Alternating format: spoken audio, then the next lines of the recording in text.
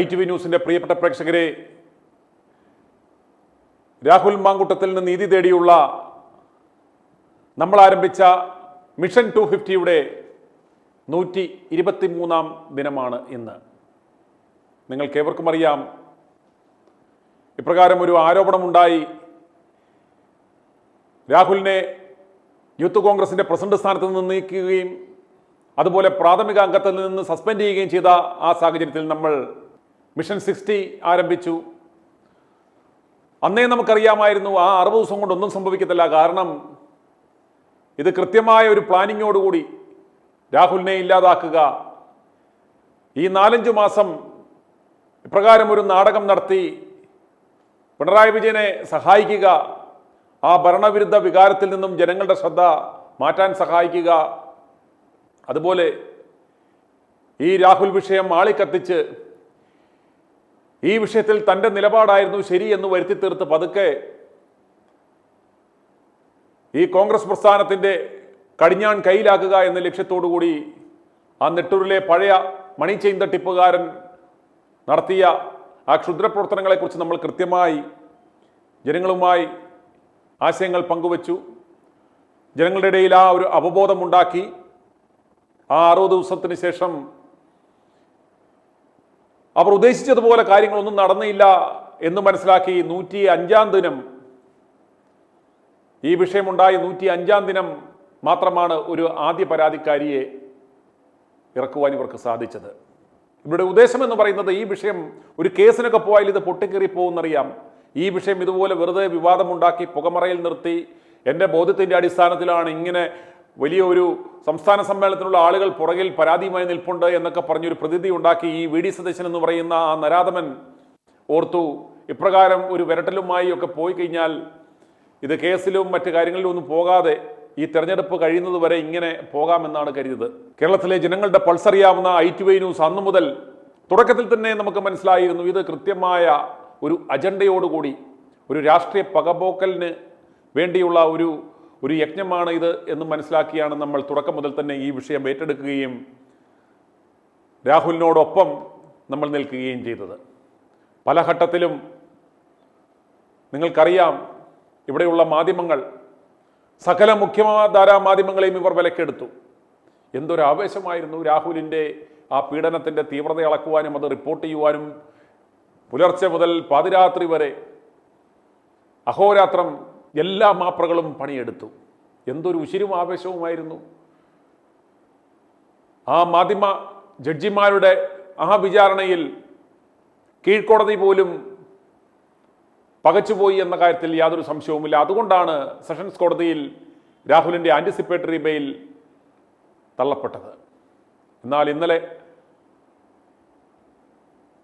ആദ്യ കേസിൽ ബഹുമാനപ്പെട്ട ഹൈക്കോടതി കൃത്യമായ നിരീക്ഷണം നടത്തി. അതിപ്രകാരമായിരുന്നു, ഇത് റേപ്പല്ല, ഉഭയകക്ഷി സമ്മതപ്രകാരമുള്ള ഒരു ബന്ധമാണ് അവിടെ ഉണ്ടായിട്ടുള്ളത്. ഒരു അവിവാഹിതനായ ചെറുപ്പക്കാരന്, അപ്രകാരമുള്ള ഒരു ചെറുപ്പക്കാരനെ വിവാഹിതയായ ഒരു യുവതി താല്പര്യപൂർവ്വം ക്ഷണിച്ചാൽ അതിനകത്ത് എന്താണ് തെറ്റ് എന്നുള്ള നിരീക്ഷണമാണ് ബഹുമാനപ്പെട്ട കോടതി നടത്തിയത്. എന്നാൽ രാഹുലിനെ നശിപ്പിക്കുവാൻ 24 മണിക്കൂറും മാസങ്ങളോളം പണിയെടുത്തുകൊണ്ടിരുന്ന ഒരൊറ്റ മാധ്യമങ്ങളും ഒരൊറ്റ മുഖ്യധാരാ മാധ്യമങ്ങളും ആ ബഹുമാനപ്പെട്ട ഹൈക്കോടതിയുടെ ആ വിധിക്ക് കാര്യമായ അർഹിക്കുന്ന പരിഗണന നൽകിയില്ല എന്നത് ഖേദപൂർവം നാം ഓർക്കേണ്ടതുണ്ട്. ആ വിധി വന്നപ്പോഴും ഏഷ്യനെറ്റിലെ വിനു വി ജോണിനും ആ കേസിലെ വക്കീൽ ജയശങ്കർ എന്ന് പറയുന്ന VD സതീശൻ്റെ ആ ദിവസക്കൂലിക്കാരൻ, ഏഷ്യനെറ്റിൽ ഈ വിനു വി ജോൺ എന്ന് പറയുന്ന അധമൻ ആ പ്രസ്ഥാനത്തിൻ്റെ ആ മാനം പോലും കളയുന്ന രീതിയിൽ VD സതീശനു വേണ്ടി അവൻ്റെ സിൽബന്ധികളെ, ഈ കേക്കച്ചൻ്റെ ഈ PR-കാരന്മാരെ വിളിച്ച് അന്തിച്ചർച്ചകൾ ഇപ്പോൾ നടത്തിക്കൊണ്ടിരിക്കുകയാണ്. എന്തിന്? എങ്ങനെയും VD സതീശന് മുഖ്യമന്ത്രി കസേര പദം ഉണ്ടാക്കാനും അതുപോലെ തന്നെ പറവൂരിൽ ഇത്തവണ യാതൊരു സാധ്യതയും ഇല്ലാതിരിക്കുന്ന സാഹചര്യത്തിൽ പറവൂരിൽ എങ്ങനെയെങ്കിലും കേക്കച്ചനെ വിജയിപ്പിച്ചെടുക്കുക എന്ന ദൗത്യം ഏഷ്യനെറ്റിലെ വിനു വി ജോണും ഈ അന്തിച്ചർച്ചക്കാരന്മാരായ ചില മാപ്രകളൂടെ കൂടി ഏറ്റെടുത്തിരിക്കുകയാണ്. നിങ്ങൾ ശ്രദ്ധിച്ചാൽ കാണാം, ഇനിയും വരാൻ പോകുന്നത് രാഷ്ട്രീയ പാർട്ടികൾ തമ്മിലുള്ള മത്സരമല്ല എന്ന് ജനങ്ങൾ മനസ്സിലാക്കണം. ഇനി കേരളത്തിൽ നടക്കാൻ പോകുന്നത് ഇവിടെയുള്ള മാപ്രകൾ തമ്മിലുള്ള കടിപിടിയാണ് നിങ്ങൾ കാണാൻ പോകുന്നത്. രാഹുൽ ഒരു കാര്യം കണ്ടുപിടിക്കേണ്ടുന്നത്, നിങ്ങൾ നോക്കുക, മുട്ടിൽ മരമുറി കൊള്ളക്കാരന്മാരുടെ ആ ചാനലിലിരുന്ന് ആ ഘോരഘോരം BJPക്ക് വേണ്ടി വാദിക്കുകയും ഓരോ അവരുടെ സ്ക്രിപ്റ്റ് അനുസരിച്ച് നാടകങ്ങൾ നടത്തുകയും ചെയ്തുകൊണ്ടിരുന്ന ഒരു വനിതാ മാധ്യമ പ്രവർത്തക ഏതാണ്ട് 10 ഇരട്ടി ശമ്പളം ഓഫർ ചെയ്തപ്പോൾ അടുത്ത വലിയൊരു, അതായത് ഒരു ബിഗ് ചാനലിലേക്ക് എടുത്ത് ചാടി. ഇവിടെ ചങ്കിടിച്ചു പോയത് ആ മരമുറിക്കുള്ള മുതലാളിയാണ്. മുതലാളി വലിയ പ്രതീക്ഷയോടുകൂടി ഇറക്കം കുറഞ്ഞ ബ്ലൗസും ഓരോ വാർത്തയും വായിക്കുവാൻ പറ്റുന്ന തരത്തിലുള്ള കോസ്റ്റ്യൂമും ഒക്കെ ഒപ്പിച്ചു കൊടുത്ത് പട്ടിണി കോലമായി നടന്ന, അവർക്ക് നല്ല ശമ്പളവും ആവശ്യത്തിനുള്ള വസ്ത്രങ്ങളും മേക്കപ്പ് സാമഗ്രികളും ഒക്കെ മേടിച്ചു കൊടുത്ത് ആളാക്കി കഴിഞ്ഞപ്പോൾ ഇതാ കഴിഞ്ഞ ദിവസം രാവിലെ വലിയ ഓഫർ കിട്ടിയപ്പോൾ വലിയ TV-യിലേക്ക് ചാടിപ്പോയി. ഇനിയും നമ്മൾ കാണുവാൻ പോകുന്നത് ഇതുപോലുള്ള കള്ളപ്പണക്കാരന്മാർ നിങ്ങൾ മനസ്സിലാക്കുക, അന്യസംസ്ഥാനങ്ങളിൽ നിന്നുമൊക്കെ ഓരോ ഗോസായിമാർ ഇത്രയും ചെറിയൊരു മാർക്കറ്റിൽ എത്ര ആയിരം കോടിയാണ് ഇൻവെസ്റ്റ് ചെയ്യുന്നത് എന്ന് നിങ്ങൾ ഓർക്കുക. ഈ കേരളം പോലെയുള്ള ഒരു കൊച്ചു മാർക്കറ്റിൽ ഇത്രയും കോടികൾ ഇവർ ഇൻവെസ്റ്റ് ചെയ്യുന്നത് എന്തിനു വേണ്ടിയാണ്? ഇത് ഓരോ രാഷ്ട്രീയ പാർട്ടിക്കാരന്മാർക്ക് വേണ്ടിയും കുഴലൂത്ത് നടത്തുന്നതിന് വേണ്ടി. വരുന്ന നിയമസഭാ തെരഞ്ഞെടുപ്പിൽ എങ്ങനെയും ഇതൊരു കോൺഗ്രസിന് വേണ്ടി കുഴലൂതുന്ന ഒരു ചാനലാണ് എന്ന കാര്യത്തിൽ യാതൊരു സംശയവും വേണ്ട.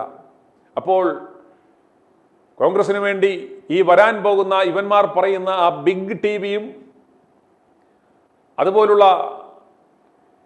ഇവർ വിലക്കെടുക്കുന്ന ചാനലുകളും ഒരു വശത്ത്, മറു സൈഡിൽ ഇടതുപക്ഷത്തെ പ്രധാനിയുടെ കള്ളപ്പണം കൊണ്ട് ഫംഗ്ഷൻ ചെയ്യുന്ന 24 മണിക്കൂറും ചെയ്യുന്ന കണ്ടന്റ് ചാനലും, മുട്ടിൽ മരമുറി കൊള്ളക്കാരനെ മുന്നിൽ നിർത്തിയുള്ള ബിനാമി ചാനലും, പിന്നെ പാർട്ടി ചാനലുമൊക്കെ ഒരു വശത്ത് നിൽക്കുമ്പോൾ ഇവിടെ യുദ്ധം നടക്കുവാൻ പോകുന്നത് ഈ ചാനലുകൾ തമ്മിലാണ്.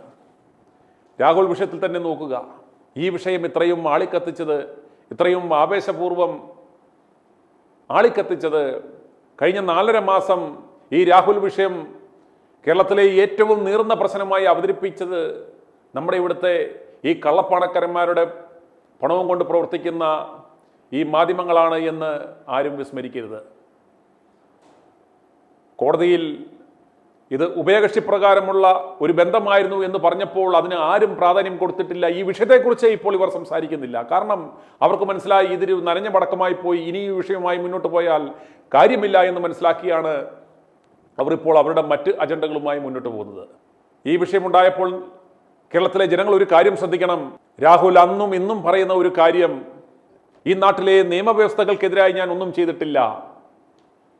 അന്നും ഇന്നും അദ്ദേഹം ഇതാണ് പറയുന്നത്. എന്തെങ്കിലും സംഭവിച്ചിട്ടുണ്ടെങ്കിൽ തന്നെ അത് പരസ്പര സമ്മതത്തോടുകൂടിയുള്ള പ്രവർത്തനങ്ങളാണ് നടത്തിയിട്ടുള്ളത്. ഒരു ഷെയ്ക്ക് ഹാൻഡ് പോലും ഞാൻ എതിർവശത്തുള്ളവരുടെ ഒരു അനുമതിയില്ലാതെ ഞാൻ കൊടുത്തിട്ടില്ല എന്ന് രാഹുൽ പറഞ്ഞു. രാഹുൽ വിഷയമുണ്ടായപ്പോൾ ഇത് മോശമായി പോയില്ലേ, ഇത് പാളിപ്പോകില്ലേ എന്ന് ഞാൻ ഒരു മുതിർന്ന ഒരു കോൺഗ്രസ് നേതാവിനോട് ചോദിച്ചപ്പോൾ ഒരു പോക്സോ കേസിൽ പ്രതിയാകേണ്ടിയിരുന്ന ആ വയോധികനായ കോൺഗ്രസ് നേതാവ് എന്നോട് പറയുകയാണ്, സുല്ലേ, രാഹുലിന് പറ്റിയത് രാഹുൽ ഞങ്ങൾ ചെയ്ത പോലെ ചെയ്യണമായിരുന്നു. തുടക്കത്തിൽ തന്നെ ഞങ്ങളത് നിഷേധിച്ചു.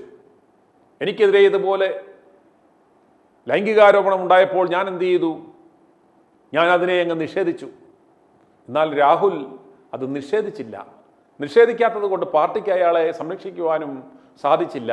അവിടെയാണ് രാഹുലിന് പറ്റ് എന്ന് നമ്മൾ മനസ്സിലാക്കേണ്ടുന്ന ഒരു കാര്യം. പ്രിയമുള്ളവരെ, രാഹുലിന് വേണമെങ്കിൽ ഇത് തുടക്കത്തിൽ തന്നെ ഇത് നിഷേധിക്കാമായിരുന്നു. നിഷേധിച്ചു കഴിഞ്ഞാൽ എന്ത് സംഭവിക്കും? ഈ പ്രകാരമുള്ള ആ ആരോപണങ്ങളുടെ മുന അവിടെ ഒടിയുമായിരുന്നു. എന്നാൽ അന്നും ഇത്രയും വലിയ വിവാദങ്ങൾ ഉണ്ടായപ്പോൾ, പാർട്ടിയിൽ നിന്ന് പുറത്താകുമെന്ന ആ ഒരു പ്രതീതി ഉണ്ടായപ്പോൾ പോലും അദ്ദേഹം ഒന്നും പറഞ്ഞില്ല, ഒരു അക്ഷരം ഉരിയാടിയില്ല. അന്നും ഇന്നും പറയുന്ന കാര്യം, ഞാൻ ഈ നാട്ടിലെ നിയമവ്യവസ്ഥകൾക്കെതിരായി ഒന്നും ചെയ്തിട്ടില്ല. കോടതിയുടെ നിരീക്ഷണവും രാഹുലിൻ്റെ ആ വാക്കിന് അഷ്ടബന്ധമിട്ട് ഉറപ്പിക്കുന്ന കാഴ്ചയാണ് നമ്മൾ കണ്ടത്. അപ്പോൾ ഉയർന്ന ചോദ്യം, എൻ്റെ ഉത്തമ ബോധ്യത്തിൻ്റെ അടിസ്ഥാനത്തിലാണ് ഇത്രയും നിലപാടുകൾ എടുത്തത് എന്ന് പറയുന്ന ആ നെട്ടൂരിലെ ആ നാണം കെട്ട ആ കേക്കച്ചൻ ഇപ്പോൾ എവിടെ പോയി? ഇവൻ്റെ നിലപാടുകൾ എവിടെ? ഇവൻ്റെ ഈ നിലപാടുകളെ താങ്ങിപ്പിടിച്ച് കൂടെ നിന്ന ആ കിങ്ങിണിക്കുട്ടൻ എവിടെ?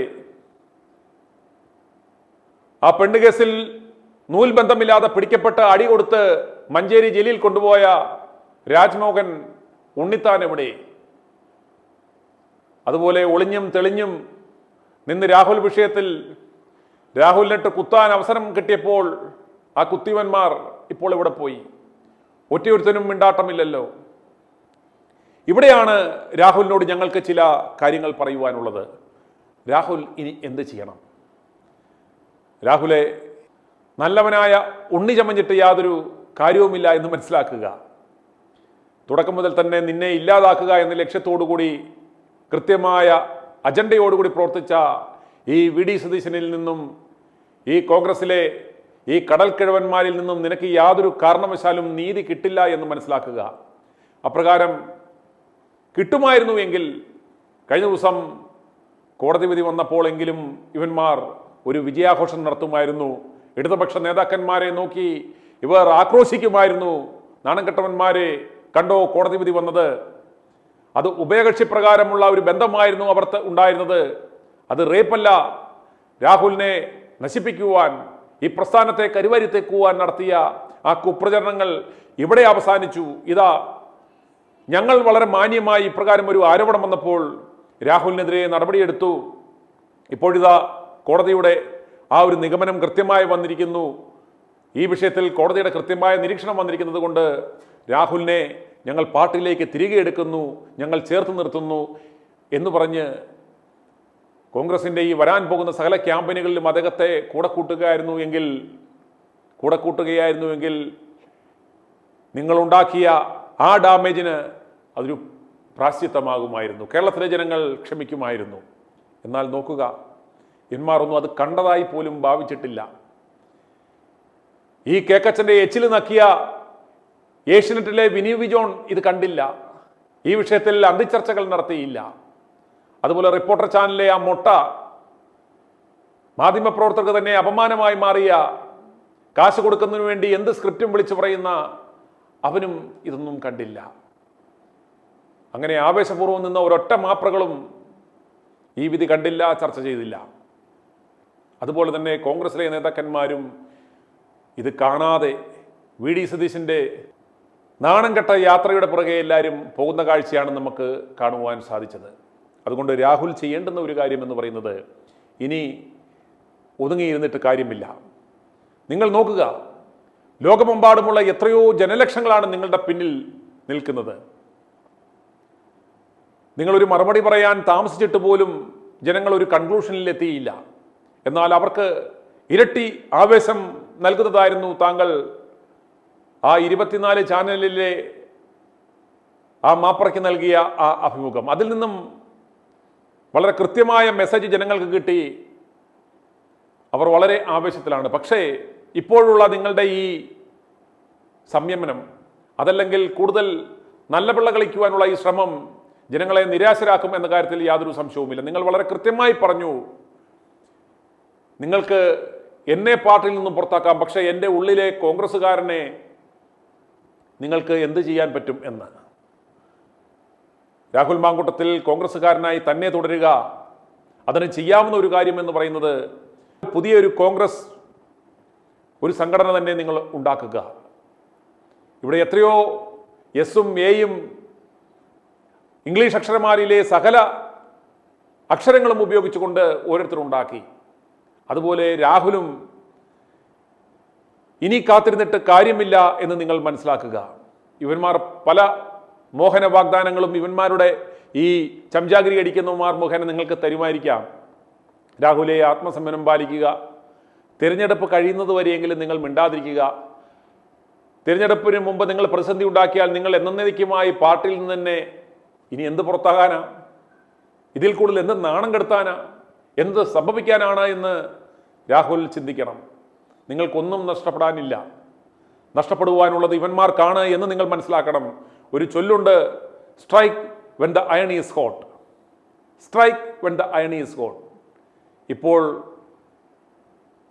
പഴുത്ത് നിൽക്കുന്ന സമയമാണ്. അടിക്കുവാണെങ്കിൽ ഇപ്പം വേണം അടിക്കാൻ.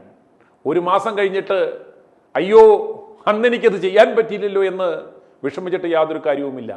ഇത്രയും ശോഭകേട് നിന്നെ കാണിച്ച, വളഞ്ഞിട്ടാക്രമിക്കുവാൻ ശ്രമിച്ച, ഈ പ്രതിസന്ധി ഘട്ടത്തിൽ പോലും, ഈ പാർട്ടി തകരുമെന്ന ഘട്ടത്തിൽ പോലും ഒരു കൈപിടിച്ച് സഹായിക്കുവാൻ, ഒരു മോറൽ സപ്പോർട്ട് പോലും നൽകുവാൻ കൂട്ടാക്കാത്ത ഇവന്മാരെ ഇനി നമ്പി നിന്നാൽ, ആ വാക്ക് എനിക്ക് പറയുവാൻ പബ്ലിക്കലി പറയാൻ പറ്റാത്തത് കൊണ്ട് ഞാൻ പറയുന്നില്ല. പക്ഷേ എല്ലാവർക്കും കാര്യം മനസ്സിലായി കാണും. അതുകൊണ്ട് ഇനി നോക്കി നിന്നിട്ട് കാര്യമില്ല. നിങ്ങൾ കൃത്യമായി പാർട്ടി നേതൃത്വത്തിന് നിങ്ങളെ പാർട്ടിയിൽ നിന്ന് പുറത്താക്കി. ഈ സാഹചര്യത്തിൽ കോടതിയുടെ നിരീക്ഷണം വന്ന സ്ഥിതിക്ക് നിങ്ങൾക്ക് രേഖാമൂലം ഈ പാർട്ടിയുടെ അധ്യക്ഷന് നിങ്ങൾക്ക് ഒരു കത്ത് നൽകാം. കഴിഞ്ഞ ഈ കാര്യങ്ങൾ ഒരു ബ്രീഫ് കൊടുത്ത ശേഷം നിങ്ങൾക്ക് കൃത്യമായി ആവശ്യപ്പെടാം, എന്ത് ബോധ്യത്തിൻ്റെ അടിസ്ഥാനത്തിൽ, എന്തിൻ്റെ അടിസ്ഥാനത്തിൽ എന്നെ പാർട്ടി പുറത്താക്കി.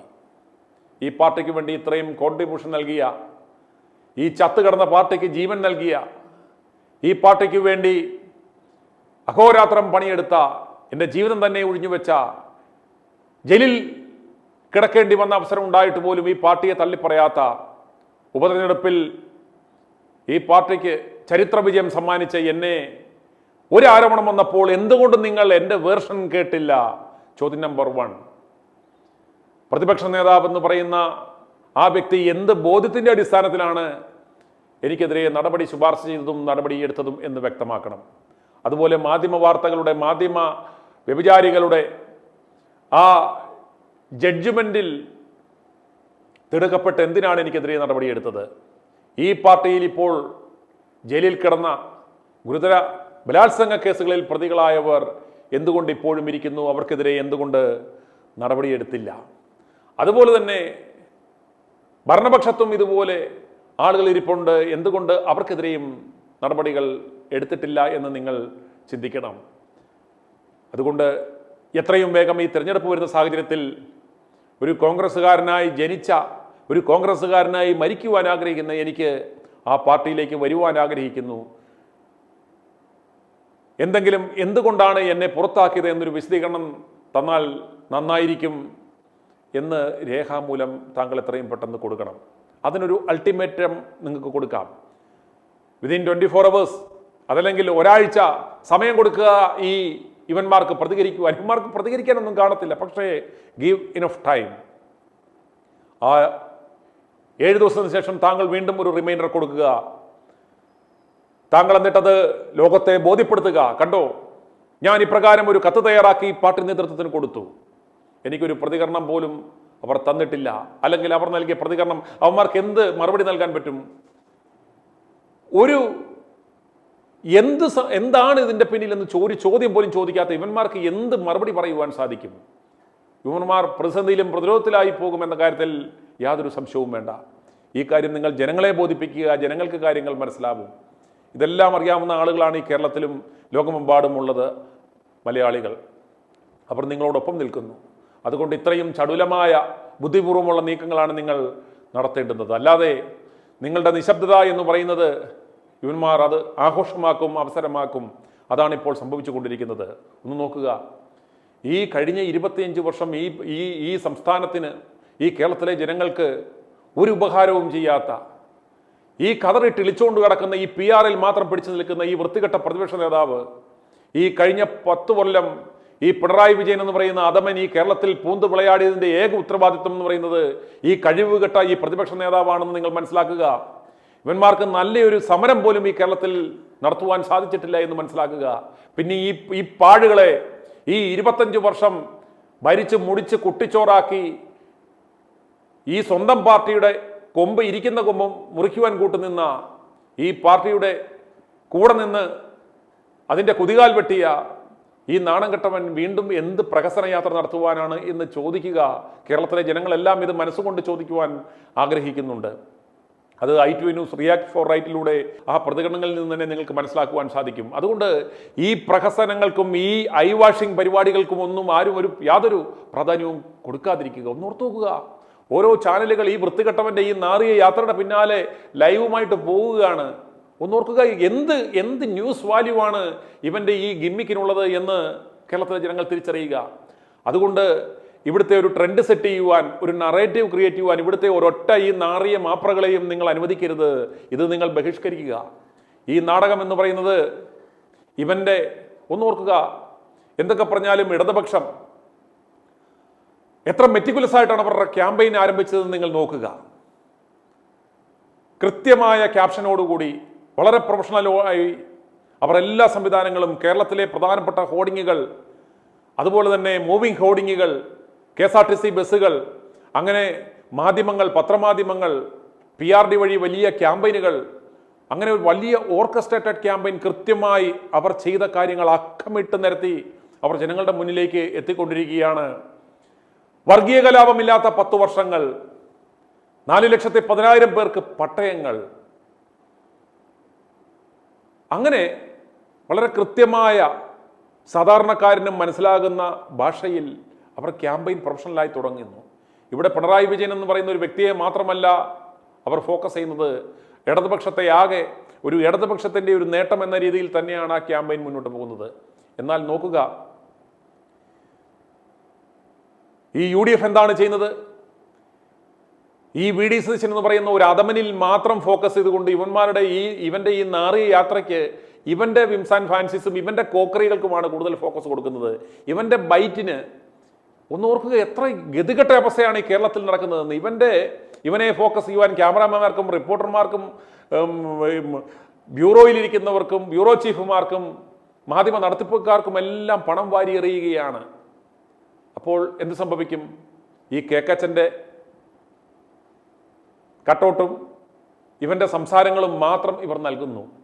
അപ്പോൾ കേരളത്തിലെ ജനങ്ങൾ ചിന്തിച്ചു കൊള്ളണം, ഇവൻ വലിയ സംഭവമാണ്, ഇവനെയാണ് ഭാവി മുഖ്യമന്ത്രിയായിട്ട് കേരളം കണക്കാക്കുന്നത് എന്നൊക്കെ വരുത്തി തീർക്കുവാനുള്ള നെറേറ്റീവാണ്, ഓർക്കസ്ട്രേറ്റഡ് ക്യാമ്പയിനാണ് ഇവൻ ഈ പണം കൊടുത്ത് നടത്തുന്നത്. ഇവനെപ്പോലൊരു മാനിപ്പുലേറ്ററെ, ഇതുപോലൊരു കൊടും ക്രിമിനലിനെ യാതൊരു കാരണവശാലും കേരളത്തിലെ ജനങ്ങൾ ചുമക്കരുത്. ഓർക്കുക, കൂടെ നിൽക്കുന്ന ഈ പാർട്ടിയിലെ തന്നെ ഒരു യുവനേതാവിനെ തെൻകണിയിൽപ്പെടുത്തിയിട്ടാണ് ഇവൻ ഈ പരാക്രമങ്ങൾ കാണിക്കുന്നത്, നിങ്ങൾ മനസ്സിലാക്കണം. എന്നാൽ പാളിപ്പോയി, തെറ്റുപറ്റിപ്പോയി എന്ന് മനസ്സിലാക്കിയിട്ട് പോലും ഇവനത് തിരുത്തുവാൻ കൂട്ടാക്കുന്നില്ല. കഴിഞ്ഞ ദിവസം കണ്ടല്ലോ, ഷാഫിയെയും ഒതുക്കുവാൻ ശ്രമിക്കുന്നത് കണ്ടല്ലോ. അപ്പോൾ ആ കേക്കച്ചൻ്റെ അവൻ്റെ ആ മുഖഭാവവും അവൻ്റെ ആ മോന്തയും അവൻ്റെ നാക്കിട്ട് ഞുണഞ്ഞു കാണിക്കുന്ന അവൻ്റെ ആ ഫേഷ്യൽ എക്സ്പ്രഷനൊക്കെ നിങ്ങൾ കണ്ടോ? ഇവനാണ് സോഷ്യൽ സൈക്കോപാത്ത്. കേരള ജനത പേടിക്കേണ്ട, കേരള ജനത പിണറായിയേക്കാളും ഭയപ്പെടേണ്ടുന്ന സോഷ്യൽ സൈക്കോപാത്താണ് ഇവൻ്റെ കാര്യം കാണുവാൻ, ഇവൻ്റെ ലക്ഷ്യം നേടുവാൻ ഇവൻ ആയുധമാക്കും, ആരെയും തേജവധം ചെയ്യും, ആരെയും ആക്രമിക്കും. ഇവന് രക്തബന്ധത്തിൽ വിശ്വാസമില്ല, ഇവന് സ്നേഹബന്ധങ്ങളിൽ വിശ്വാസമില്ല, ഇവന് യാതൊന്നിലും, ഇവൻ്റെ കസേരയിലും ഇവൻ്റെ അധികാരത്തിലും ഇവൻ്റെ പദവിയിലും മാത്രം കണ്ണുള്ളവനാണ് ഈ സോഷ്യൽ സൈക്കോപാത്ത് എന്ന് നിങ്ങൾ തിരിച്ചറിയണം. പലരും ചോദിക്കും, ഞങ്ങൾക്ക് ഇയാളോട് എന്താണ് ഇത്ര കലിപ്പെന്ന്. എന്ത് കലിപ്പ്? ഈ നെട്ടൂരിലെ ഈ കേക്കച്ചനെ ഞങ്ങൾ കൺസിഡർ ചെയ്യുവാൻ തുടങ്ങിയത് ഇങ്ങനെ ഒരുത്തൻ ഉണ്ടെന്ന് പോലും നമുക്ക് മനസ്സിലായത് ഈ രാഹുൽ വിഷയത്തോടു കൂടിയാണ്. അല്ലെങ്കിൽ ഇവൻ സൈഡ് വാരം പോകുന്ന ഇവനെ ഒരു മനുഷ്യനെ ആരെങ്കിലും ശ്രദ്ധിക്കുമായിരുന്നു? ഇല്ല. അതിനുള്ള ഒരു രാഷ്ട്രീയ പ്രാധാന്യമേ ഇയാൾക്കുണ്ടായിരുന്നുള്ളൂ. എന്നാൽ ഇവൻ വളരെ തന്ത്രപരമായി ഒരു സൈഡിലൂടെ വകഞ്ഞ് എല്ലാവരെയും ഒതുക്കി മുന്നോട്ട് വരികയായിരുന്നു. അങ്ങനെ ആ ഇൻഡെപ്ത് ഇവനെക്കുറിച്ച് നമുക്കൊന്ന് സ്റ്റഡി ചെയ്ത് കഴിഞ്ഞപ്പോഴാണ് ഈ നെട്ടൂർ കേക്കച്ചൻ എന്ന് പറയുന്നവൻ ഒരു കൊടും ഭീകരനാണ്, കേരള ജനതയ്ക്ക് വരാനിരിക്കുന്ന ഒരു ദുരന്തത്തിൻ്റെ ഒരു സൂചനയാണിതെന്ന് നിങ്ങൾ കരുതിക്കൊള്ളണം. അതുകൊണ്ട് ഈ രാഹുൽ വിഷയത്തിൽ കഴിഞ്ഞ 4-4.5 മാസം ആ ചെറുപ്പക്കാരനെ തേജോവധം ചെയ്തു.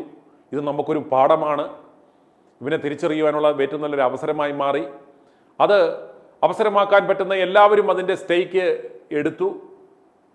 അത് സംസ്ഥാന സർക്കാരും അത് നന്നായി വിനിയോഗിച്ചു എന്ന് മനസ്സിലാക്കുക. പക്ഷേ ഇനിയും ഇതുപോലൊരു രാഹുൽ മാങ്കൂട്ടത്തിൽ ഉണ്ടായ പോലൊരു വേട്ട ഈ കേരളത്തിൽ ഉണ്ടാവാൻ പാടില്ല. ഇതുപോലൊരു ദുരനുഭവം ആർക്കും ഉണ്ടാവാൻ പാടില്ല. ഒരൊറ്റ രാഷ്ട്രീയ പാർട്ടിയിലും ഒരൊറ്റ രാഷ്ട്രീയ നേതാവും തങ്ങളുടെ കൂടെയുള്ള നേതാവിനിട്ട് ഇതുപോലെയുള്ള പണികൾ ചെയ്യുവാൻ പാടില്ല. ഇത് അവസാന സംഭവമായിരിക്കണം. അതുകൊണ്ട് ഇത്രയും ഇവനെ തേജോവധം ചെയ്തവന് കൊടുക്കുവാനുള്ള ഏറ്റവും ശക്തമായ മറുപടി എന്ന് പറയുന്നത് ഈ വരാൻ പോകുന്ന നിയമസഭാ തെരഞ്ഞെടുപ്പാണ്. അതിന് നിങ്ങൾ ആദ്യമേ ചെയ്യേണ്ടത്, ഈ ലോകമെമ്പാടുമുള്ള മലയാളികൾ റിക്വസ്റ്റ് ചെയ്യേണ്ടുന്നത് ഈ പറവൂരിലെ അവിടുത്തെ വോട്ടർമാരോടാണ്. ഈ വൃത്തികെട്ടവൻ യാതൊരു കാരണവശാലും ഈ വരാൻ പോകുന്ന നിയമസഭാ തെരഞ്ഞെടുപ്പിൽ വിജയിച്ചു വരുവാനുള്ള അവസരം ദയവായി നിങ്ങൾ ഉണ്ടാക്കരുതേ എന്ന് ലോകമെമ്പാടുമുള്ള ജനങ്ങൾ പറവൂരിലെ ആ പാവം ജനങ്ങളോട് അപേക്ഷിക്കണം. അതുപോലെ കഴിഞ്ഞ 25 വർഷം തുടർച്ചയായി ഇവനെ വിജയിപ്പിക്കുവാൻ അവസരമുണ്ടാക്കി കൊടുത്തത് ഈ ഇടതുപക്ഷത്തെയും BJP-യിലെയും നാണം കെട്ട നേതാക്കന്മാരാണെന്ന് മനസ്സിലാക്കുക. ഇവൻ്റെ കള്ളപ്പണം മേടിച്ച് തിന്നിട്ട് യാതൊരു ഗുണവും മണവും ഇല്ലാത്ത നേതാക്കന്മാരെ ഇവനെതിരായി മത്സരിക്കുവാൻ ഇട്ടുകൊടുത്തുകൊണ്ട് മാത്രമാണ് ഈ നെട്ടൂരിലെ ഈ നരാധമൻ സാമാജികനായി വന്നത് എന്ന് ജനങ്ങൾ തിരിച്ചറിയുക. അല്ലാതെ ഇയാളുടെ ആ ജനങ്ങളുടെ ഇടയിലുള്ള പ്രവർത്തനങ്ങൾ കൊണ്ടോ അല്ലെ ജനങ്ങളുടെ ഇടയിലുള്ള സ്വീകാര്യത കൊണ്ടോ അല്ല ഈ കുഴിപ്പുളവൻ ഇവൻ പണമെറിഞ്ഞ് നേതാക്കന്മാർക്ക് പണമെറിഞ്ഞ് അവിടെ കഴിവില്ലാത്ത ആരും അവൻ്റെ വീട്ടുകാർ പോലും വോട്ട് ചെയ്യുവാൻ സാധ്യതയില്ലാത്ത നേതാക്കന്മാരെ ഇട്ട് കൊടുത്തത് കൊണ്ട് മാത്രമാണ് തുടർച്ചയായി പറവൂരിൽ ഇവൻ ജയിച്ചു വന്നത് എന്ന് മനസ്സിലാക്കുക. അതുകൊണ്ട് CPM ചെയ്യേണ്ടത് ഇത്തവണ CPIയുടെ കയ്യിൽ നിന്നും ആ സീറ്റ് പിടിച്ചെടുക്കണം. സുനിൽ കുമാർ അവിടെ നിൽക്കും എന്നൊക്കെ പറയുന്നത് കേട്ടു. ദയവായി അതുപോലുള്ള ജന്മങ്ങളെയൊന്നും ഇവനെതിരെ ഇട്ടുകൊടുക്കരുത്. ഇവൻ വിജയിച്ച് കയറും, കേരളം മുടിയും. അതുകൊണ്ട് CPM-ന് ഉറപ്പുണ്ടെങ്കിൽ ആ സീറ്റ് CPM പിടിച്ചെടുക്കുക. അവിടെ നല്ല വലിയ ആളുകളൊന്നും ഇവനെ തോൽപ്പിക്കാൻ വേണ്ട. ആ ഷൈൻ ടീച്ചറെ ഇറക്കി കൊടുത്താൽ മതി. ഈ നെട്ടൂരിലെ ഈ നാണക്കെട്ടവനെ, ആ സ്ത്രീ, ആ ഷൈൻ ടീച്ചർ നിന്ന് കഴിഞ്ഞാൽ ഇവരെ തോൽപ്പിക്കുമെന്ന കാര്യത്തിൽ യാതൊരു സംശയവും വേണ്ട. അതുപോലെ തന്നെ BJP നേതൃത്വം BDJS-ന്റെ കയ്യിൽ നിന്ന് ആ സീറ്റ് പിടിച്ചെടുത്ത് മിടുക്കന്മാരായിട്ടുള്ള നല്ല നിങ്ങളുടെ സ്ഥാനാർത്ഥിയെ അവിടെ ഇറക്കി കൊടുക്കുക. അതുപോലെ രാഹുൽ, ഒരു കാര്യം മനസ്സിലാക്കണം, ഈ കോൺഗ്രസ്സുകാരന്മാർ നിനക്ക് സീറ്റ് തരില്ല. അതുകൊണ്ട് രാഹുൽ സ്വതന്ത്രനായി, അതല്ലെങ്കിൽ ഇതുപോലൊരു കോൺഗ്രസ് ബാനറിൽ തന്നെ ഒരു പുതിയ പ്രസ്ഥാനത്തിൻ്റെ പേരിൽ പാലക്കാട് മത്സരിക്കണം. അതോടൊപ്പം തന്നെ പറവൂരിലും നിന്ന് മത്സരിക്കണം. നിനക്കൊന്നും നഷ്ടപ്പെടാനില്ല. ഇനി എന്ത് നഷ്ടപ്പെടാനാണ്? ഈ പാർട്ടി നിന്നെ പരസ്യമായി മാനഭംഗപ്പെടുത്തി ചവിട്ടി പുറത്തു കളഞ്ഞു. ഞങ്ങളുടെ ഭാഗമല്ല എന്ന് ആവർത്തിച്ച് പറഞ്ഞു. ഒന്നോർത്ത് നോക്കി, ആ കിങ്ങിണിക്കുട്ടനൊക്കെ നിന്ന് പറഞ്ഞ കാര്യങ്ങളൊന്ന് ഓർത്ത് നോക്കി പരസ്യമായി. അതുകൊണ്ട് ഇതിൽ കൂടുതൽ അപമാനം നിനക്കുണ്ടാകാനില്ല. വീണ്ടും കടിച്ചു തൂങ്ങി പ്രതീക്ഷയോടെ ഇവന്മാരുടെ മുന്നിൽ പോയി ഓച്ചാനിച്ച് നിൽക്കരുത്. നിന്റെ വില കളയരുത്. ഒരു നട്ടലുള്ളവനാണ് എന്ന ബോധ്യത്തിലാണ് ഞങ്ങളെപ്പോലെയുള്ളവർ അൺകണ്ടീഷണൽ സപ്പോർട്ട് താങ്കൾക്ക് നൽകുന്നത് എന്ന് മനസ്സിലാക്കണം. ITV ന്യൂസിലൂടെയാണ് ഇത് കേൾക്കുന്നതെങ്കിലും എന്നിലൂടെ വരുന്നത് ലോകമെമ്പാടുമുള്ള ലക്ഷക്കണക്കിന് ആളുകളുടെ പൾസാണ് എന്ന് തിരിച്ചറിയണം. ഞങ്ങൾ രാഹുൽ മാങ്കുട്ടത്തെ ഇഷ്ടപ്പെടുന്നത്, കൂടെ നിൽക്കുന്നത്, നിങ്ങൾ നല്ലൊരു നേതാവാണ്, നിങ്ങൾക്ക് ചില നിലപാടുകളുണ്ട്, തെറ്റുകൾ സംഭവിച്ചിരിക്കാം, പക്ഷേ ആ തെറ്റുകൾ മനസ്സിലാക്കി മുന്നോട്ട് കുതിക്കുവാൻ പ്രാപ്തിയുള്ള ഒരു നല്ലൊരു യുവ നേതാവാണ്, ഒരു പൊട്ടൻഷ്യൽ ലീഡറാണെന്ന് മനസ്സിലാക്കിക്കൊണ്ട് മാത്രമാണ് അൺകണ്ടീഷണലായി ഈ കേരളത്തിലെ ജനങ്ങൾ നിങ്ങളോടൊപ്പം നിൽക്കുന്നത്. എന്നാൽ അതിന് ഘടകവിരുദ്ധമായി നിങ്ങൾ ഇവന്മാരുടെ വാക്കുകൾ കേട്ട് നല്ലവനായ ഉണ്ണി കളിക്കുവാൻ പോയാൽ ഇത് നിങ്ങളുടെ അവസാനമാണ് എന്ന് നിങ്ങൾ മനസ്സിലാക്കുക. അതുകൊണ്ട് അതിനൊരു അവസരം വരുത്തരുത്. നിങ്ങൾ ധൈര്യമായിട്ട് മുന്നോട്ട് വരിക. നിങ്ങൾ ധൈര്യമായിട്ട് മുന്നോട്ട് വന്നാൽ നിങ്ങൾക്കൊരു തെരഞ്ഞെടുപ്പിനെ നേരിടേണ്ടാൻ വേണ്ടുന്ന സകല കാര്യങ്ങളും, നിങ്ങൾക്ക് വേണ്ടുന്ന സ്ട്രാറ്റജികൾ, നിങ്ങൾക്ക് ഇലക്ഷന് വേണ്ടുന്ന ഫണ്ട്, നിങ്ങൾക്ക് വേണ്ടുന്ന എന്തും ഇവിടുത്തെ ജനങ്ങൾ തരും. ഒരാഹ്വാനം കൊടുത്താൽ ഇവിടുത്തെ ഒരു രാഷ്ട്രീയ പാർട്ടിക്കും ലഭിക്കാത്ത തരത്തിലുള്ള തെരഞ്ഞെടുപ്പിനെ അഭിമുഖീകരിക്കാനുള്ള പണം നിങ്ങൾക്ക് വന്നു ചേരും. ഒരാളുടെയും മുന്നിൽ നിങ്ങൾ തോറ്റുകൊടുക്കേണ്ട, കുനിഞ്ഞു നിൽക്കേണ്ട ആവശ്യം ഇവിടെ ഇല്ല എന്ന് മനസ്സിലാക്കുക. ഇപ്പോഴും ലോകമെമ്പാടുമുള്ള ജനങ്ങൾ നിങ്ങളെ സ്നേഹിക്കുന്നു.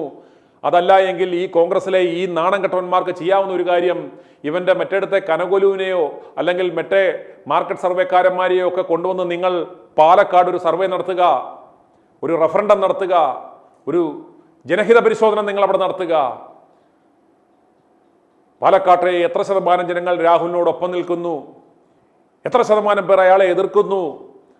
നിനക്കൊന്നും ശേഷിയില്ലെങ്കിൽ ഞങ്ങളോടൊരു വാക്ക് പറ.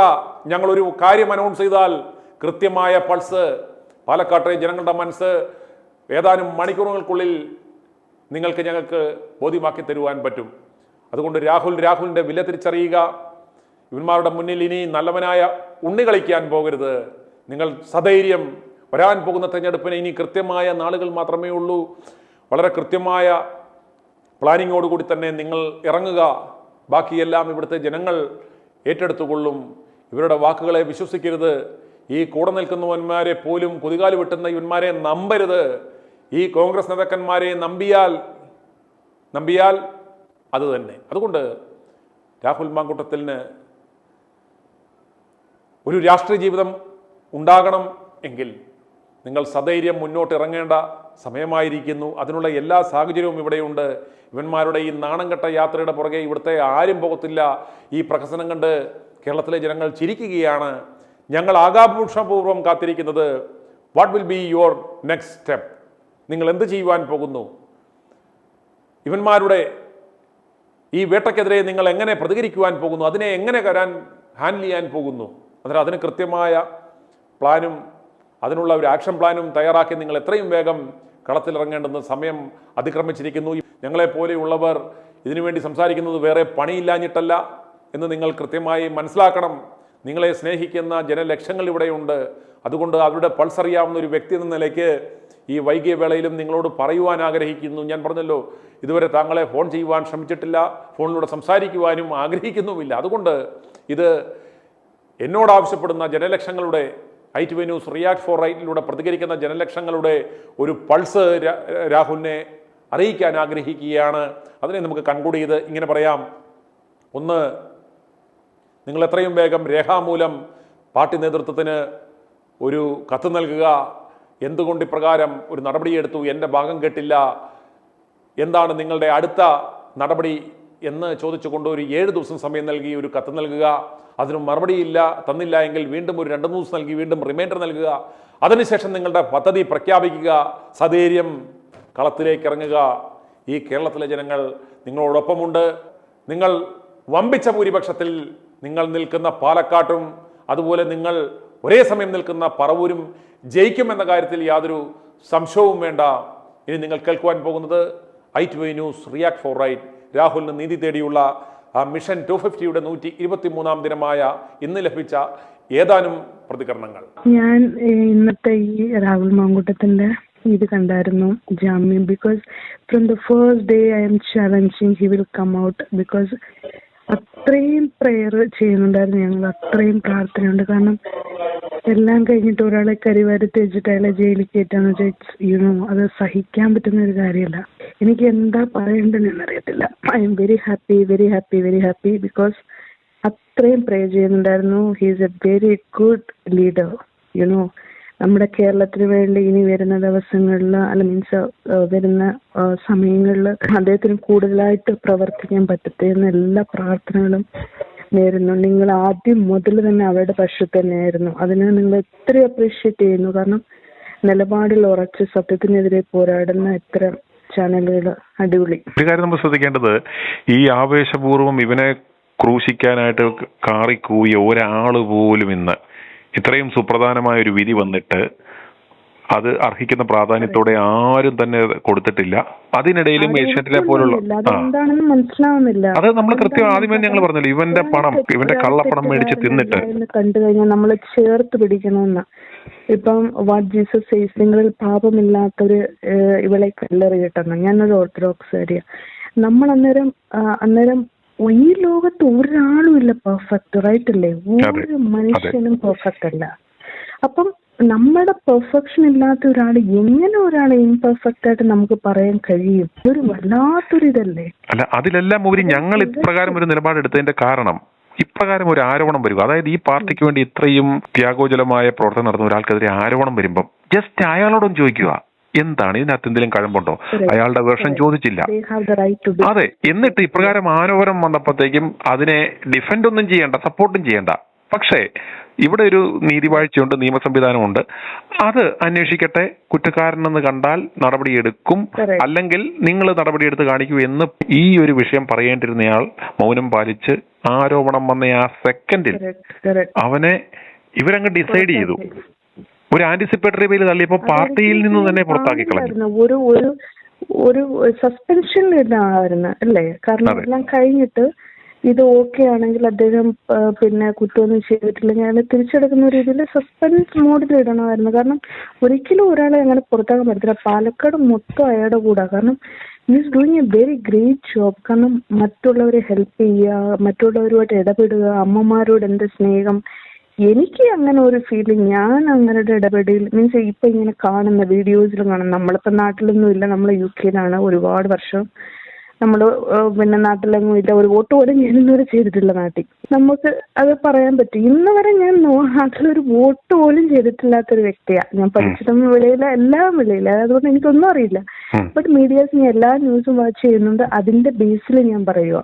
പക്ഷെ ഈ മുതിർന്ന കോൺഗ്രസ് നേതാക്കളൊക്കെ കാണിക്കുന്നത് വളരെ തെറ്റാണ്. കാരണം he should take them back and അയാളെ കൂടുതൽ ആക്റ്റീവ് ആക്കി നല്ല രീതിയിൽ പ്രവർത്തനം. കോൺഗ്രസ് നല്ല ഉയർച്ച ഉണ്ടാവും. ഇതിൽ നമ്മൾ മനസ്സിലാക്കേണ്ടത്, ഇവരിപ്പോൾ സാധാരണഗതിയിൽ ഇങ്ങനെ ഒരു കോടതി വിധി വന്നാൽ ഇവര് ശരിക്കത് ഒരു വിക്ടറി ആഘോഷം നടത്തേണ്ടുന്ന ഇവർ ഇത് കണ്ടില്ലെന്ന് പോലും നടിച്ചിട്ട് ഇവരുടെ നിലപാടായിരുന്നു ശരി എന്ന് സ്റ്റാമ്പ് ചെയ്യാൻ ഇവന്മാർ ഇപ്പോഴും ശ്രമിച്ചുകൊണ്ടിരിക്കുന്നത്. ഭരണപക്ഷത്തിനെതിരെ അവർക്ക് പ്രയോഗിക്കാനുള്ള ഒരു ആയുധമാണ്. കണ്ടോ, നിങ്ങൾ ക്രൂശിക്കാൻ ശ്രമിച്ച ഇയാൾക്ക് കണ്ടോ കോടതിയിൽ നിന്നും നീതി ലഭിച്ചു, ഞങ്ങളാണ് ശരി എന്ന് ഇവർക്ക് ആ ഒരു വളരെ ഒരു വിജയ പ്രഖ്യാപനം നടത്തേണ്ടെന്ന് ഇവന്മാർ മിണ്ടാതെ ഇപ്പോഴും വന്നിട്ടെന്ത് പാലക്കാട് കെ ബാബു എന്ന് പറയുന്ന ഒരു പാഴിനെ കൊണ്ട് നിർത്തുവാൻ വേണ്ടി ഇവന്മാർ ഇപ്പോഴും ശ്രമിക്കുന്നു. രാഹുലിന് സീറ്റ് കൊടുക്കുന്ന പ്രശ്നമില്ല എന്ന് പറയുമ്പോൾ തന്നെ മനസ്സിലാക്കുക ഇവനെ തീർക്കുക എന്ന ലക്ഷ്യത്തോടു കൂടി ആണ് ഇവർ മുന്നോട്ട് പോകുന്നത്. ഇനിയും ഇതുപോലത്തെ തരികിടപ്പണികളുമായിട്ട് ഇവന്മാർ വരും എന്നതിന്റെ ഒരു സിംറ്റമാണിത്. അന്നേരം ഇദ്ദേഹത്തിന്റെ രാഷ്ട്രീയ ഭാവി ആലോചിച്ച് നോക്കിക്കേ.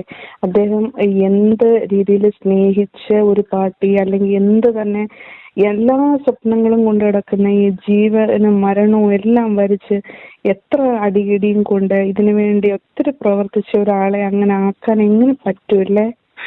നമുക്ക് സാധാരണക്കാർക്ക് ഇയാളുമായിട്ട് യാതൊരു ബന്ധവുമില്ലാത്ത നമുക്ക് ഈ തോന്നൽ ഉണ്ടാകുന്നു. അപ്പോൾ ഇനി നമ്മുടെ കയ്യിലുള്ള ഏക സൊല്യൂഷൻ എന്ന് പറയുന്നത് we should give this support to Rahul the forthcoming election. നമുക്ക് അതിന് മാക്സിമം ഇവിടുത്തെ സാധാരണ ജനങ്ങള് അതിനുവേണ്ടിയാണ് നമ്മൾ ഈ ക്യാമ്പയിൻ മിഷൻ 250. ഞങ്ങൾക്ക് കൃത്യമായിട്ട് അറിയാമായിരുന്നു ഇത് ഇവനെ തീർക്കാനെടുത്ത നടപടിയാണ്, അതുകൊണ്ട് ഇത് ഒരു ദിവസം കൊണ്ട് തീരത്തില്ല. അതുകൊണ്ടാണ് ഇലക്ഷൻ വരെ അതിന്റെ ഫലപ്രഖ്യാപനം വരെ നമ്മൾ മിഷൻ 250 എന്നൊരു ക്യാമ്പയിനായിട്ട് തന്നെ തുടങ്ങിയ ഉദ്ദേശം എന്ന് പറയുന്നത്. ഇതുപോലെ ഇന്ന് 122, ഇന്ന് 122 ദിവസമേ ആയിട്ടുള്ളൂ. ജനങ്ങൾ കാര്യങ്ങൾ മനസ്സിലാക്കി. അതെ, അന്നേരം ഞങ്ങൾ ഈ ക്യാമ്പയിൻ ചെയ്യുന്നതിന്റെ ഉദ്ദേശം ആകെ രാഹുലിന് ചെയ്യാൻ പറ്റുന്ന ഈ ജനങ്ങളുടെ സപ്പോർട്ട്, ജനങ്ങളെ കൺവിൻസ് ചെയ്തുകൊണ്ട് ജനങ്ങളുടെ ആ സപ്പോർട്ട് ഉണ്ടെങ്കിൽ ഇവന്റെ തല താഴില്ല. ഇവനെ നശിപ്പിക്കുവാൻ നോക്കിയ ആളുകളുടെ മുന്നിൽ തല ഉയർന്നു നിൽക്കണമെങ്കിൽ ജനങ്ങൾ ഈ സത്യാവസ്ഥ മനസ്സിലാക്കി അയാൾക്ക് അയാളുടെ ഒപ്പം നിന്നാൽ. അതുപോലെ തന്നെ അമ്മയുടെ അവസ്ഥ ഒന്ന് ആലോചിച്ചു നോക്കി. എല്ലാവർക്കും അമ്മ ഹസ്ബൻഡ് പോലും ഇല്ല, എന്നാലും ഒന്ന് ആലോചിച്ചു നോക്കുക അവരുടെ ഒരു മാനസിക. സ്വന്തം മോൻ ഇത്രയും ക്രൂശനായി ജയിലിൽ അടച്ചു, എന്തെല്ലാം വിഷമങ്ങളിലൂടെ അവർ കടന്നു പോകുന്നത്, അതൊന്നും ആലോചിക്കുന്നില്ലല്ലോ. ആ കുടുംബം കൂട്ടയാത്മഹത്യയിൽ നിന്ന് രക്ഷപ്പെട്ടത് എന്ന് പറയുന്നത് ആരുടെയൊക്കെയോ പ്രാർത്ഥനകൾ കൊണ്ടും ഭാഗ്യം കൊണ്ടുവാ നിൽക്കാൻ പറ്റുമോ? അതായത് ഇത്രയും നല്ല കത്തി നിന്ന് ഒരു അഭിമാനമായി മാറിയ ഒരു അമ്മ സന്തോഷത്തോടെ താൻ പ്രസവിച്ച് വളർത്തിയ ആ മകൻ എൻ്റെ ആ വളർച്ച കണ്ട് സന്തോഷത്തോടെ നിർത്തുമ്പോൾ അവര് ഒരു കൂട്ടയാത്മഹത്യയിലേക്ക് നയിപ്പിക്കാൻ പറ്റാവുന്ന തരത്തിലുള്ള ആരോപണങ്ങളും പ്രത്യാരോപണങ്ങളും എല്ലാമല്ല ഇവിടെ നടന്നത്. അതുകൊണ്ട് ഈ അന്നേരം പ്രതികരിച്ചതിന് വളരെ നന്ദി. അതിന് രാഹുലോടെ നിൽക്കുവോ? അതല്ലേ അല്ല, അതിന് ജനങ്ങളാണ് എംപവർ ചെയ്യേണ്ട ആളെ. അന്നേരം നമ്മൾ ഈ ക്യാമ്പയിലൂടെ നമ്മൾ ട്രൈ ചെയ്യുന്ന എന്താ, നമ്മൾ വി ആർ കൺവേയിങ് ദാറ്റ് ജനങ്ങൾ നിന്നോടൊപ്പം ഉണ്ട്. അന്നേരം അതുകൊണ്ട് ഇങ്ങനെ കുനിഞ്ഞ് അല്ലെങ്കിൽ ഇവരുടെ മുന്നിൽ ഓച്ചാനിച്ച് ചിന്തിക്കേണ്ടതിന്റെ ആവശ്യമില്ല. ഈ നാടിന് നിന്നെ വേണം, ഈ പാർട്ടിക്ക് നിന്നെ ആവശ്യമില്ലെങ്കിൽ നാടിന് വേണം. അതുകൊണ്ട് ധൈര്യമായിട്ട് മുന്നോട്ട് വരിക, ഫേസ് ചെയ്യുക, ജനങ്ങളൊപ്പമുണ്ട് എന്നൊരു സന്ദേശമാണ് നമ്മൾ ഇതിലൂടെ കൊടുക്കുവാൻ ശ്രമിക്കുന്നത്. എന്റെ പേര് ലത്തീഫ് എന്നാണ്, മുടിക്കോട്, പാണഞ്ചേരി പഞ്ചായത്ത്. വേറെ രാഹുലിനോട് പ്രത്യേകിച്ച് പറയണം, സൂക്ഷിച്ചോളൂ. എന്താണെന്നാ അവർക്ക് ജാമ്യം കിട്ടി ഇറങ്ങി, എല്ലാം പ്രശ്നങ്ങളും തീർന്നു. ഇനി ആ പെൺകുട്ടികളാരും കൊന്നിട്ട് അവരുടെ തലയിൽ വെച്ചിട്ടാൻ നോക്കും. പ്രത്യേകിച്ച് അവരോട് ശ്രദ്ധിച്ചോളൂ എന്ന് പറഞ്ഞു. ഞാനൊരു കിഡ്നി പേഷ്യന്റാണ്, എനിക്ക് സുഖമില്ലാണ്ട് കിടക്കുന്ന ആളാണ്. ഞാൻ കട്ടിടമെന്ന് പുറത്തുനിന്ന് നമ്മുടെ വീടിന്റെ മുറ്റം വരെ നടക്കാൻ പറ്റുള്ളൂ.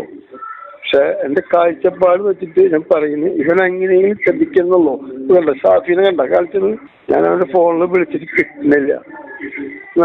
എന്നെ പോലെ എല്ലാവരും വിളിച്ചുകൊണ്ടിരിക്കുന്നത്. ഇതൊന്ന് സൂചിപ്പിച്ചോളൂ. ചതിയന്മാരാണ് കൂടുതലുള്ളത്. കോൺഗ്രസ്സുകാരാണ് ചതിയന്മാര്, മാർക്സിസ്റ്റുകാരല്ല, കോൺഗ്രസ്സുകാരാണ്. ഞാൻ ജനിച്ചപ്പോ തന്നെ എന്റെ ചെറുപ്പം മുതൽ എന്റെ ജീവിതം ഫുള്ളായിട്ട് കോൺഗ്രസിന് അടി പറഞ്ഞിട്ടുള്ള ആളാണ്.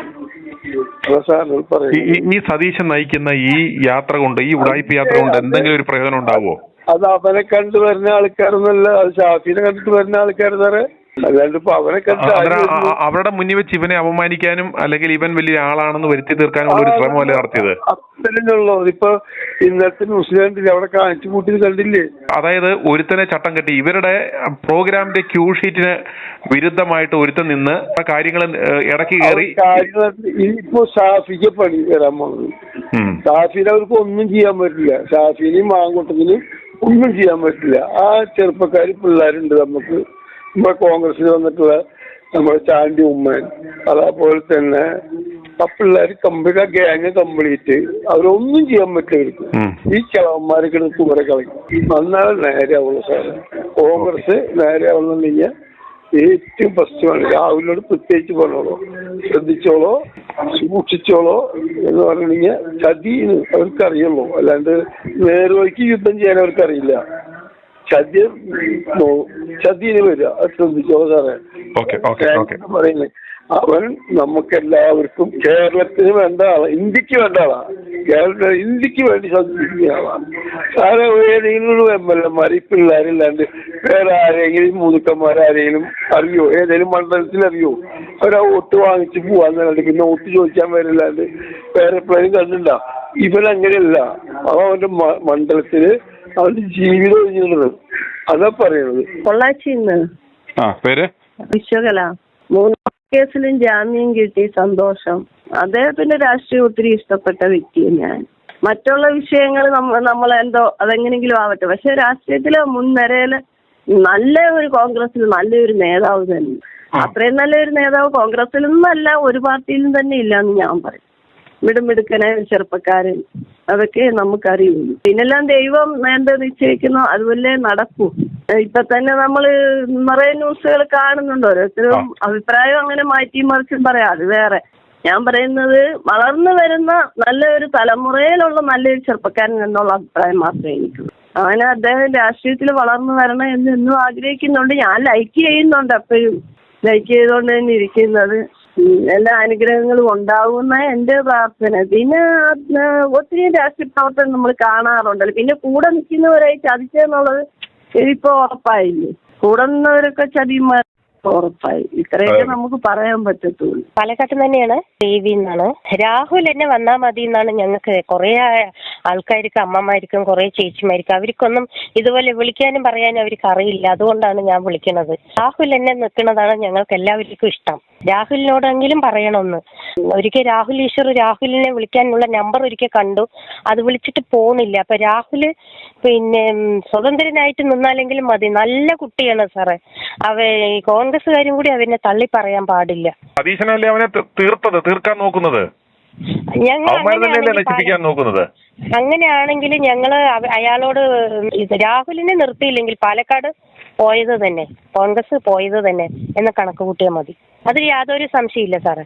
വേണമെങ്കിൽ എഴുതി വെച്ചോളെ, എന്റെ ഈ നമ്പർ വേണമെങ്കിൽ എഴുതി വെച്ചോളെ. രാഹുൽ നിന്നാൽ പാലക്കാട് കിട്ടും. രാഹുൽ നിന്നില്ലെങ്കിൽ ആര് വന്നാലും, രാഹുലിന് പകരം ആര് വന്നാലും, രാഹുലിന് പകരമായിട്ട് ആര് നിന്നാലും കിട്ടില്ല. രാഹുൽ നിന്നാൽ ജയിക്കും, അത് ഉറപ്പാണ്. കാരണം ആരൊക്കെ എന്തൊക്കെ പറഞ്ഞാലും ഞങ്ങൾ ആരും വിശ്വസിക്കില്ല. ഇത് സ്വർണ്ണക്കൊള്ള മറയ്ക്കാൻ വേണ്ടിയിട്ടും ഉള്ളതാണ്. മുഖ്യമന്ത്രിന്റെ മകളുടെ മകന്റെ ED നോട്ടീസും എല്ലാം കൂടി മറയ്ക്കാനുള്ളൊരു മാധ്യമങ്ങളിൽ ഇങ്ങോട്ട് ശ്രദ്ധ തിരിച്ചു വിടുന്നതാണ്. ജനങ്ങൾക്ക് ബോധ്യമുണ്ട്. പാലക്കാടിലെ അരിയാഹാരം കഴിക്കുന്നവർക്ക് എല്ലാവർക്കും മനസ്സിലാകും ഇതെന്താ ചെയ്യുന്നത്. രാത്രി ആ കുട്ടി ഉറങ്ങുന്ന റൂമിൽ പോയിട്ട് രാത്രി പോയിട്ട് പോലീസ് പോയി പിടിക്കുക, കള്ളന്മാരെ പിടിക്കണില്ല. 7-8 വയസ്സായവര് 10 വയസ്സ് 15 15 വയസ്സാവായ കുട്ടികളെ ബലാത്സംഗം ചെയ്തവരിനെ പിടിക്കുന്നില്ല. ഇത് എപ്പോ നോക്കിയാലും ഇതൊരു ചാനൽ, ആ മൊട്ടത്തലേന്റെ ഒരു ചാനലിന്റെ റിപ്പോർട്ടർ പറഞ്ഞിട്ടൊരു ചാനൽ, അതിലും ഇത് തന്നെയാണ് എന്നും പറഞ്ഞുകൊണ്ടിരിക്കുന്നത്. അവരെന്താ ഇതൊന്നും ഈ ശബരിമല ഇതൊന്നും ഇടുന്നില്ല? എത്രയോ ന്യൂസുകൾ ഉണ്ടല്ലോ സാറേ, അതൊന്നും എന്തുകൊണ്ട് ഇടാത്തത്? അപ്പൊ ഇത് ഇങ്ങനെ കണ്ടുകൊണ്ട് ജനങ്ങൾക്ക് അത് ഇട്ടിട്ടിട്ട് ജനങ്ങൾക്ക് ഇപ്പൊ സത്യസന്ധമായി മനസ്സിലായി ഇത് അവര് മനഃപൂർവ്വം ആയ കുട്ടീനെ മാനം കെടുത്താൻ വേണ്ടി ചെയ്യാണ്. കോൺഗ്രസിൽ വരുന്ന നല്ല രാഷ്ട്രീയത്തിലെ ചെറുപ്പക്കാരന്മാർ ആ കുട്ടി വന്നതുകൊണ്ട് ഒരുപാട് യുവതികൾ വന്നിട്ടുണ്ട്. അത് വരാൻ പാടില്ല പറഞ്ഞിട്ട് ചെയ്യുന്നതാണ്. അത് ആര് തന്നെ ആയാലും ശരി. അതുകൊണ്ട് ഞങ്ങൾക്ക് രാഹുലിനെ മറക്കാനൊന്നും, ഞങ്ങളുടെ മനസ്സിൽ നിന്ന് രാഹുലിനെ മറക്കാനൊന്നും പറ്റില്ല. രാഹുൽ നിന്നാൽ രാഹുലിന് വോട്ട് കിട്ടും.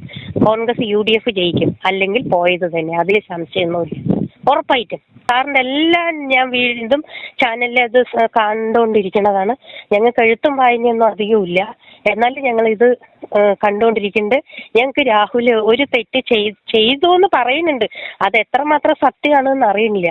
ചെറിയ കുട്ടികളിലൊന്നും ബലാത്സംഗം ചെയ്തിട്ടൊന്നും ഇല്ലല്ലോ, സമ്മതത്തോടു കൂടി പോയത് തന്നെ. അവർ പിന്നെ ഓരോന്ന് ഇനിയും ചിലപ്പോൾ ഇനിയും ഇലക്ഷൻ ഇടുകയാണെങ്കിൽ വരുമ്പോൾ ഇനി അടുത്ത് ഇനി വേറൊരു പെണ്ണിനെ ഇറക്കും. ഇത് അവന്റെ സ്ഥിരം നമ്പറാണെന്ന് പാലക്കാട് ജനതകൾക്ക് മനസ്സിലായി.